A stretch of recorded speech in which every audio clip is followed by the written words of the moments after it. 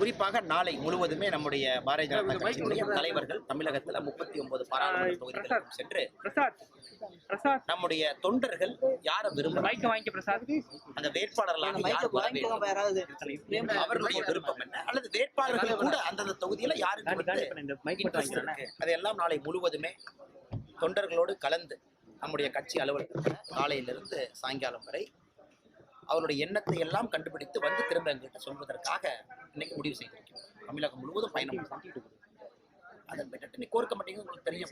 நம்முடைய மோடி ஐயா வரும்பொழுது சென்னையில நம்முடைய தலைவர்கள் எல்லாம் வழக்கமாக சந்திப்பது வழக்கம். அது சம்பந்தமான ஒரு மீட்டிங் தான்.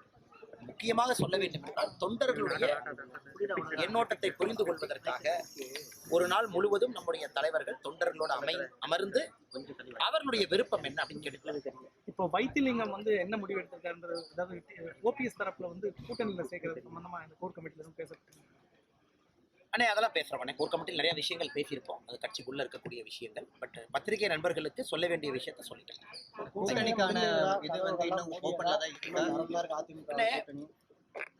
உங்களுக்கு தெரியும் என்ன, கூட்டணியை பொறுத்தவரை நம்முடைய நிலைப்பாடு ஓப்பனா வெளிப்படையா நம்ம பேசிக்கிட்டு இருக்கோம். மோடி ஐயா அவருடைய லீடர்ஷிப்பை ஏற்றுக்கணும், அவருடைய விஷனை ஏற்றுக்கிட்டு வரணும் அப்படின்னு. பட் அதற்கு இன்னும் நேரம் இருக்கு. நமக்கு இன்னும் தேர்தல் நாளை காலையில வரப்போறது கிடையாதுன்னா இன்னும் நேரம் இருக்கு. இன்னைக்கு முக்கியம் பிரதமர் அவங்க வர்றாங்க, கல்பாக்கம் ரியாக்டருக்கு போறாங்க, அதன் பிறகு பொதுக்கூட்ட நிகழ்வுக்கு வர்றாங்க. அதன் பிறகு பிரதமர் அவர்கள் இன்னொரு முறை வருவதற்கும் வாய்ப்பு இருக்கு. அதனால இன்னும் டைம் இருக்குன்னா சரியான நேரத்தில் உங்கள்கிட்ட பேசணும். வேட்பாளர் பட்டியலை கிட்டத்தட்ட நம்ம உத்தேசப்பட்டு தயார் பண்ற அளவுக்கு நம்ம ப்ராசஸே ஃபர்ஸ்ட் ப்ராசஸ் தொண்டர்கள்ட்ட கேட்போம். ரெண்டாவது ப்ராசஸ் நமக்கு ஸ்டேட்ல எலெக்ஷன் கமிட்டின்னு ஒரு கமிட்டி இருக்குங்க, அதுல தலைவர்கள் கருத்து கேட்போம். இது பாத்தீங்கன்னா ஒரு ஃபில்ட்ரேஷன் ஸ்டெப்ல போகும். கடைசி ப்ராசஸ் ஆல் இந்தியா லெவல்ல எலெக்ஷன் கமிட்டி முன்னாடி வைப்போம்.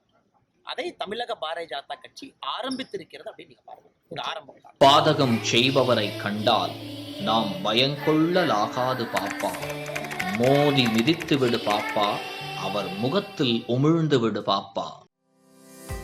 அண்மை செய்திகளை உடனுக்குடன் தெரிந்து கொள்ள இணைந்திருங்கள் இயம்நாடு தொலைக்காட்சியுடன்.